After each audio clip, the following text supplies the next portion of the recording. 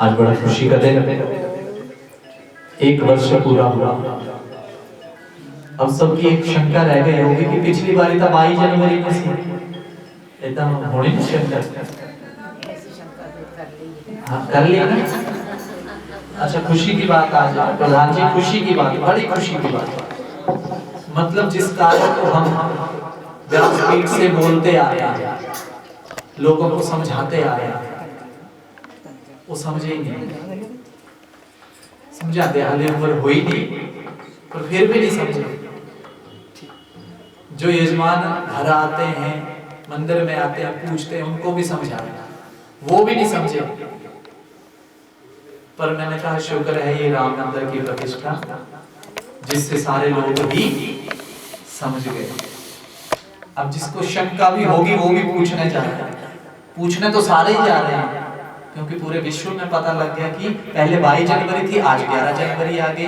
इसलिए मैं शुरू से यही कहता आ रहा हूं कि यहाँ पर प्रधान जी हम मरण ही अच्छा करते हैं, हम मरण ही अच्छा करते हैं, जीवन अच्छा नहीं रखते अपना। मरने के बाद हम सारी विधियां करते हैं, बोलो करते हैं कि नहीं? जितना मर्जी बिजी इंसान होगा वो भी हरिद्वार जाता है कि नहीं जाता है? बोलो अपने बुजुर्गों को लेके जाता है कि नहीं? जो उदा कहिए कीर्तन होता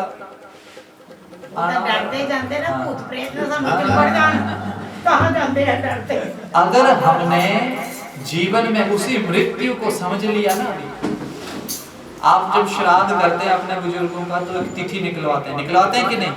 कि चौथा श्राद्ध की 5वां, ऐसा होता है कि नहीं? देखो उसके लिए हम कितने तत्पर हैं। अपने जीवन के जन्मदिन के लिए हमें इतनी व्यवस्था नहीं रहती। हम सबको एक ही तारीख पता है कि मेरा जन्मदिन इस तारीख को होता है, पता है ना? अंग्रेजी तारीख सबको पता है, पर तिथि के हिसाब से किसी को कोई पता ही नहीं। अपना जन्मदिन भी तिथि के हिसाब से मनाया। उस दिन जो तिथि थी, जो पक्ष था, उसी पक्ष और तिथि कौन सा मास था, उसी हिसाब से आप जो है अपना जन्मदिन भी मनाया करें।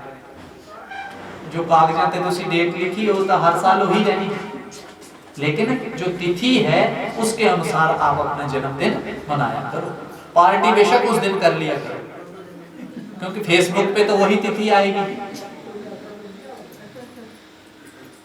आज सवेरे फोन आया कि जी तिथि के हिसाब से जन्मदिन करना है, कौन सा दिन आएगा?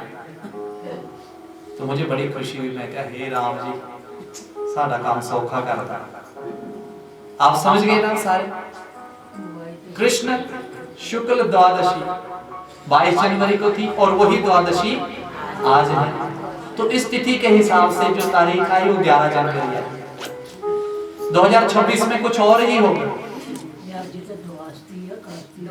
हाँ जी, वाह माता जी, देखा माता जी ने सुन लिया, माता जी ने समझ गई, माता जी बोलो राधे राधे। इसलिए तिथि के हिसाब से जब राम जी पूजन करने लगे ना, पूजन की पूजा करवानी, पर कोई ब्राह्मण कौन करेगा पूजा? तो जामवंत जी सबसे पुराने बुजुर्ग, साक्षात ब्रह्मा महाराज, पूजा करवानी शिव जी की। पर ब्राह्मण ऐसा हो जो शैव हो, क्या हो? शिव जी का भक्त हो। राम जी अभी यहाँ नदी के किनारे बैठे हैं, रामेश्वर की जब स्थापना होने लगी, अब कौन सा ब्राह्मण बुलाया जाए? तो पूछा, अब गांव में सबने बोला भाई यहाँ तो एक ही ब्राह्मण है, कौन? हाँ, उससे परे कोई है ही नहीं। अच्छा आए लोग पूजा करने, ब्राह्मण है, उसका कर्म है। अब देखो यहाँ आप एक बात को समझना, यहाँ हम लोग क्या करते हैं? असी कहते नहीं नहीं उधर गेट मोरे असी नहीं जाना, परली गली चो आ जाना, पर उधर गेट मोरे। और यहाँ जिनके युद्ध हो रहे हैं, जिनकी लड़ाइयां हो रही हैं, वो एक दूसरे की क्या करवा रहे हैं? पूजा। हमने शास्त्र नहीं पढ़े, असी अपने शास्त्र बना ले। मतलब वहम साडे कोल ज्यादा है, तो मैं भी सीख गया प्रधान जी वहम च पाना, ताही मेरा काम चलता पे आज। वहम च पाओ तो जनानियां तो फस गई, नहीं पंडित जी तुसी ही करना, हुण जो करना। हाँ तो लियाओ फिर 5500 रुपया, उन्होंने वो भी ले आना। बोलो राधे राधे। थोड़ा वहम चना पाओ, ठीक है। बड़े सारे हमारे ग्रंथ हैं, बड़े सारे हमारे भगवान के अवतार हैं, उन चीज़ों को समझो आप। वहम च कहने की लोड़ ही नहीं है, साढ़े को बहुत कुछ है जो किसी को है ही नहीं। एक ग्रंथ शुरू कर दो बस पढ़ना, मैं कहता हूँ रामचरितमानस पढ़ना शुरू कर दो, आपकी सारी शंकाओं के समाधान उसी में मिल जाएंगे। पर हमने वो पढ़ना ही नहीं, समय नहीं। आप 2-2 चौपाइयाँ रोज पढ़ना शुरू तो करो हिंदी सहित, फिर देखो आपका जीवन कैसे बदल जाता है। अब रावण तो आ गया पूजा करवाने, जामन जी बोलते हैं सामग्री लिख दो जी। रावण कहता है कि मुझे लग रहा है कि आपके जो यजमान हैं वो राम और लक्ष्मण हैं। बोला हाँ जी। और बोला वो पूजा इसलिए करवाना चाहते हैं कि लंका पर विजय प्राप्त कर सके। बोला हाँ जी। तो बोला लंका मेरी ही है। बोला बिल्कुल जी। तो यहां देखना, करना तो वो धांधली कर सकता था, वहां मंत्रों में कर सकता था कि नहीं, पर उसने अपना कर्म, अपने कर्म में कोई कंजूसी नहीं की। अगर कंजूसी करता तो राम के हाथों नहीं मारा जाता। और उसे पता था कि मुझे मरना ही किसके हाथों है, ये तो साक्षात नारायण है। अब यहां भी मैं गलत कर दूंगा तो गलत ठहरूंगा, बेशक हमारा युद्ध दोनों का होना है। तो महाराज बोला देखो मुझे पता है कि उनको बड़ा समय हो गया जंगल में घूमते, उनके पास क्या सामग्री होगी, कुछ भी नहीं होगा। तो ब्राह्मण का दायित्व है कि वो ही खुद सामग्री लेकर आएगा। तो मैं ही सामग्री ले आऊंगा, उनको बोलो अपनी तैयारी करें। बोला समय। अब रावण तो विद्वान, अच्छा ग्रह सारे एक ही कमरे में बांध के रखे हुए, शनि कहाँ है, पैर के नीचे। शनि जब लंका जली तो हनुमान जी ने शनि को बचाया। किसने बचाया? हनुमान जी ने देखा कि बांध के कौन रखा हुआ, वो भी उल्टा। अब वो उसने सोचा, शनि ने सोचा कि आज तो मैं जल ही जाऊंगा। हनुमान जी ने देखा ये उल्टा आदमी कौन है, ऐसे देखा, वो खोल के जब उतारा लंबी सांस ली, शनि। बोला कौन महाराज? बोला शनि। बोला इस रावण ने बांध के रखा था। बोला अच्छा। बोला चल तू मुक्त हो गया। तो आप जब सुंदरकांड पढ़ते हैं तो वहां एक पंक्ति आती है, उल्टी पलटी लंका सब जारी। उल्टे थे कौन? शनि जी उल्टे थे, पलट दिए और सीधे कर दिए। उल्टी पलटी, उल्टे थे पलट दिए सीधे कर दिए। शनि के मुंह से निकल गया। बोला हनुमान जी आज शनिवार का दिन है और आज ही मुझे आपने बचाया, मैं हूं शनि, और जो भी शनिवार वाले दिन आपको सिंदूर चढ़ाएगा उस पर शनि का प्रभाव शुभ ही फल देगा वो। इसलिए हम शनिवार को भी किसकी पूजा करते हैं, जाकर के करते हैं कि नहीं? तो ये शनि ने स्वयं कहा है, किसको? हनुमान जी को। तो महाराज जब पूजा होने लगी, बोला महाराज कितने बजे आए? अब सारे ग्रह तो वहां बांध के रखे थे, उनसे ही पूछ लिया कि बोलो मुहूर्त। बोला सुबह ब्रह्म मुहूर्त 5 बजे हम आ जाएंगे। तो यजमान को कहना कि 5 बजे से पहले तैयार होकर के बैठ जाएं। तो महाराज सुबह ही ब्रह्म मुहूर्त में उठ गए थे राम लक्ष्मण जी, फूल इत्यादि तैयार कर लिए थे। रावण जी आ गए। अच्छा रावण को देखो, सीता मैया को भी साथ लेके आए, पता है आपको, रथ पर बिठाकर, और मां को कहा कि सिर्फ आपकी आजादी कब तक है, जब तक पूजन ना, क्योंकि मैं एक शैव भक्त हूँ, शिव का भक्त हूँ। मुझे पता है अगर शादीशुदा इंसान है तो उसकी धर्म पत्नी भी शिव का पूजन करने साथ बैठेगी, इसलिए वो तो अकेला है। पूजन हुआ महाराज, संकल्प हुआ। तो संकल्प में कहा गया प्रधान जी कि विजय प्राप्त करनार्थ, और ये चीज किसने बोली? रावण ने बोली कि लंका पर विजय करने के लिए ये पूजन हो रहा है और शिव भगवान की यहाँ अर्चन पूजन हो रहा है। और शिव भगवान का ऐसा पूजन किया कि राम जी भी दंग रह गए कि ये है कौन, इतना विद्वान। तो जीवन में अपना दुश्मन भी बनाना है तो ऐसा बनाओ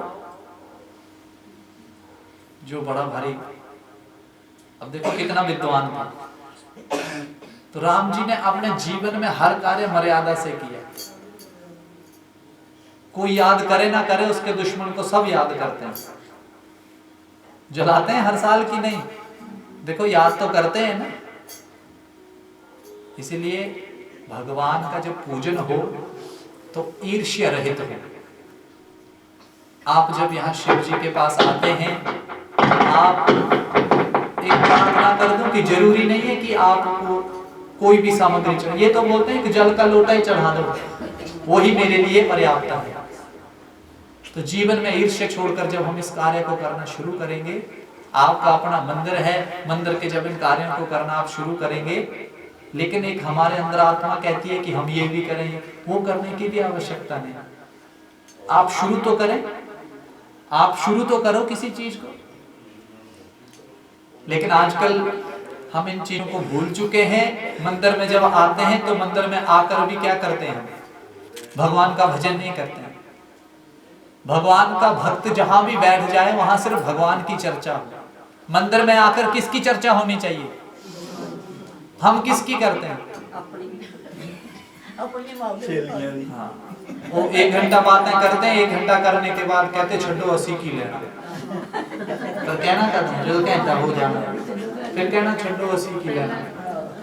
तो जो तीसरा आदमी मंदिर नहीं आया है उसी की चर्चा हम मंदिर में कर रहे हैं। आप दोनों तो पाप के भागी बन गए, पर फायदा किसका हुआ, तो जरा कार बैठा जेड़ा मंदिर ही नहीं आया, शायद वो महीने तो आया ही नहीं होना, पर तुसी जय जयकार की नहीं करोगे, कि जय जयकार होगी,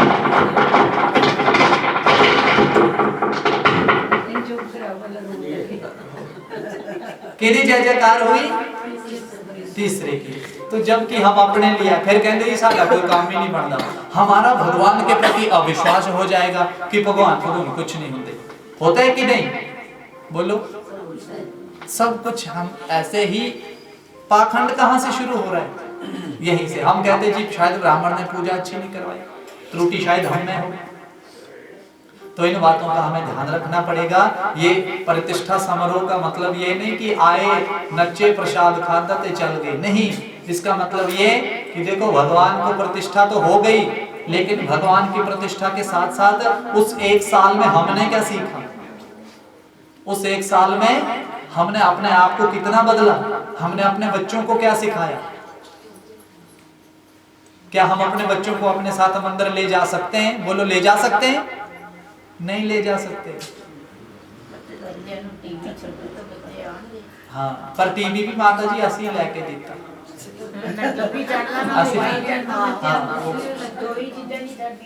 कुछ हम कर ही नहीं सकते इस चीज की। शुरुआत हमें ही करनी पड़ेगी। देखो मैं इस चीज के खिलाफ नहीं बोल रहा हूँ कि टीवी ना लेके दो, मोबाइल, क्योंकि मोबाइल एक अच्छी चीज है, बुरी भी नहीं कह सकते, क्योंकि आज मोबाइल के जरिए हम हर चीज का पता लगा सकते हैं, बोले लगा सकते हैं कि नहीं। गूगल पे देखो आप हर चीज देख सकते हैं, पर अच्छी हो तभी, अगर बुरी देखेंगे तो बुरी तो बहुत पई है, बोलो राधे राधे। इसलिए आप सबसे प्रार्थना है नित्य प्रति। और देखो मंदिर की व्यवस्था सुंदर है यहाँ आपके, और मंदिर तो बहुत पौराणिक मंदिर है, आपके बुजुर्गों ने भी शायद देखा है ये मंदिर, आप भी देख रहे हैं, आपकी आने वाली संतानें भी इस मंदिर को देख रही हैं। तो इस मंदिर के जो कार्य हैं वो आपने करने हैं। यहाँ पर 30 साल से कम कितने आदमी बैठे हैं, बोलो 30 साल से जो कम है, हमें छोड़ दो, 80 तक काम करना है। जो आप रोज मंदिर आते हैं 30 साल से ऊपर है ना सारे, बोलो ऊपर है कि नहीं। तो अब आप ये सोचो, आज आप यहाँ पर बैठ के जो चीज कर देंगे, आपके बच्चे भी उस परंपरा को, और नहीं तो शर्म से ही वो करेंगे कि सारे बुजुर्ग भी कर दे। इसलिए अच्छी अच्छी चीजें स्थापित करके जाओ मंदिर में। जैसे अब प्रतिष्ठा जब भी आएगी, आपको पता है कि हम संकीर्तन करेंगे, तो सब संकीर्तन करो। साल में 2 बार ऐसे अपने फंक्शन करो कोई, जिसमें पूरे समाज का भला हो।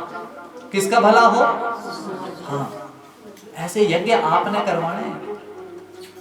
आप बुजुर्ग हो रहे हैं जितना, उतने आप इन चीजों की प्रतिष्ठा करते जाओ, ताकि आपके बच्चे ये चीजें देखकर उस कार्य को करते रहें, तभी सनातन हमारा आगे बच पाएगा। अन्यथा कलयुग का वर्णन आप सबने सुना है, आने वाला समय कैसा होगा हमारे पास, हमें बहुत मुश्किल हो जाएगी। नहीं, इसलिए एकता में रहें, आनंद से रहें, और आइए आगे उत्सव है, इस उत्सव को भी हम बड़े भाव से मनाएं।